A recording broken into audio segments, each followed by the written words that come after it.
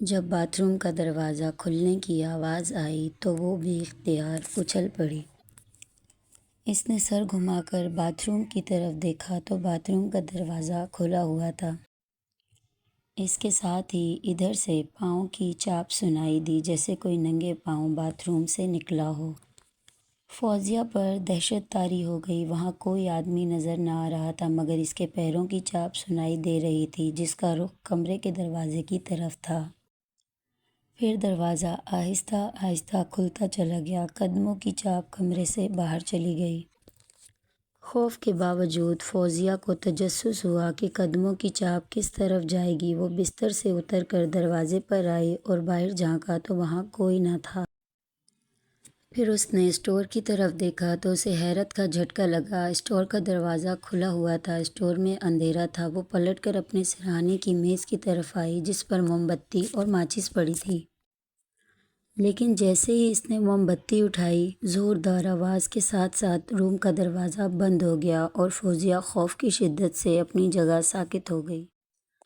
اس کا دل تیزی سے دھک دھک کر رہا تھا، جسم لرز رہا تھا۔ اس نے اپنے باپ کو آواز دینے کے لیے منہ کھولا، مگر اس کے منہ سے آواز نہ نکل سکی۔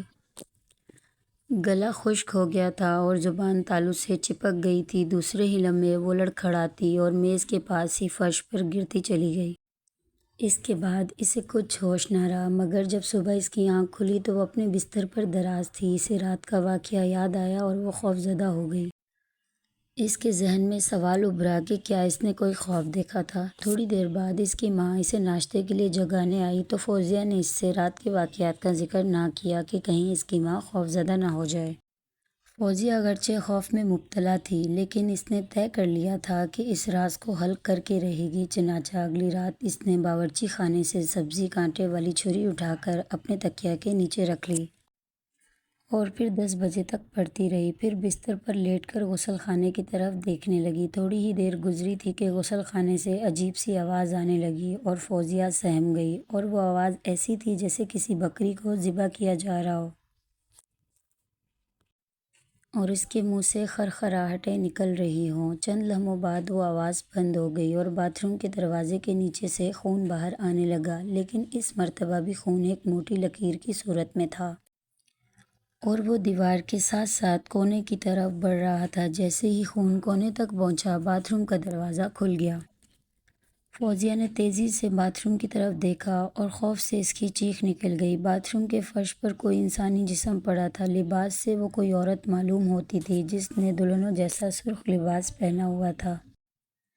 فوزیہ چند لمحوں تک خوفزدہ نگاہوں سے اسے دیکھتی رہی۔ دہشت سے اس کا پورا جسم کانپ رہا تھا۔ پھر وہ اٹھی اور تکیے کے نیچے سے چھری نکال کر باتھ روم کی طرف بڑھی۔ باتھ روم کے دروازے کے قریب پہنچ کر اس نے اندر جھانکا اور خوف سے اس کے رونگٹے کھڑے ہو گئے۔ اس عورت کا گلا کٹا ہوا تھا، جس سے خون نکل رہا تھا، اور عورت کے جسم کے ارد گرد فرش پر خون پھیلا ہوا تھا۔ اس کے علاوہ باتھ روم میں کوئی نہ تھا۔ فوزیہ کا دہشت سے حلق خشک ہو گیا۔ اس نے چیخنے کی کوشش کی، لیکن منہ سے آواز نہ نکل سکی۔ پھر اچانک کمرے میں اندھیرا پھیل گیا اور فوزیہ تیزی سے پیچھے ہٹی، مگر میز سے ٹکرا گئی اور اس کے منہ سے چیخ نکل گئی۔ وہ سنبھلی اور دروازے کی طرف دوڑی۔ دروازہ کھلا ہی تھا کہ کمرے میں اچانک روشنی ہو گئی، مگر وہ رکے بغیر باہر نکل کر اپنے ماں باپ کے کمرے کی طرف دوڑنے لگی۔ دروازہ بند تھا۔ اس نے زور زور سے دروازے پر ہاتھ مارا اور پھر لڑکھڑا کر فرش پر گر گئی۔ وہ بے ہوش ہو گئی۔ جب اس کی آنکھ کھلی تو وہ اپنے کمرے میں بستر پر پڑی تھی اور اس کے ماں باپ اس کے قریب کھڑے تھے۔ ابو، ابو، لاش، باتھ روم میں لاش! فوزیہ نے چلا کر کہا۔ اس کے والد نے باتھ روم کا دروازہ کھول کر دیکھا، پھر واپس آ کر بولا، اندر تو کچھ بھی نہیں ہے۔ نہیں ابو، میں نے خود دیکھی ہے۔ کسی نوبیاہتا دلہن کی لاش۔ اسے کسی نے گلا کاٹ کر ہلاک کیا تھا۔ میں نے اٹھ کر خود دیکھا کہ وہ خون میں لت پت پڑی تھی۔ میں آپ کو جگانے گئی اور آپ کے کمرے کا دروازہ بھی پیٹا تھا، پھر میں وہیں گر گئی۔ کیا آپ مجھے وہاں سے اٹھا کر یہاں لائے ہیں؟ نہیں بیٹی، تم تو یہیں بستر پر سو رہی تھی اور تمہاری ماں تمہیں ناشتے کے لیے جگانے آئی تو تم بیدار ہوئی، تب مجھے آنا پڑا، اس کے والد نے کہا۔ اسے ڈراونے خواب آتے ہیں، آئندہ اسے کبھی تنہا نہیں سونے دوں گی، اپنے ساتھ سلاؤں گی، اس کی ماں نے کہا۔ تم اسے کسی عامل کے پاس لے جاؤ، وہی بتائے گا اور خوف دور کرنے کا کوئی تعویذ بھی دے گا۔ اس کے باپ نے کہا۔ ناشتے کے بعد اس کی ماں اسے مولوی صاحب کے گھر لے گئی جو محلے کی مسجد کے امام تھے۔ انہوں نے فوزیہ پر دم درود کیا۔ بہتر ہے کہ آپ لوگ گھر تبدیل کر لیں، اس گھر میں کوئی آسیب ہے جو چاہتا ہے کہ آپ لوگ وہاں نہ رہیں۔ مولوی صاحب نے مشورہ دیا۔ کس قسم کا آسیب ہے مولوی صاحب؟ فوزیہ کی ماں نے حیران ہو کر پوچھا۔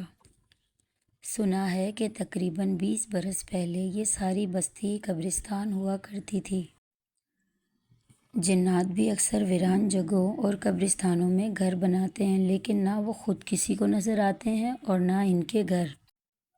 ہو سکتا ہے آپ کا مکان بننے سے پہلے وہاں کسی کا ٹھکانہ ہو، مولوی صاحب نے کہا۔ تو گھر آ کر فوزیہ کی ماں نے شوہر کو فون پر ساری صورتحال بتائی۔ انہوں نے اسی وقت آ کر منظور کالونی میں کرایہ کا ایک گھر لیا اور رات ہونے سے پہلے ہی نئے گھر میں منتقل ہو گئے۔ اس طرح فوزیہ کی خوفناک واقعات سے جان چھوٹ گئی۔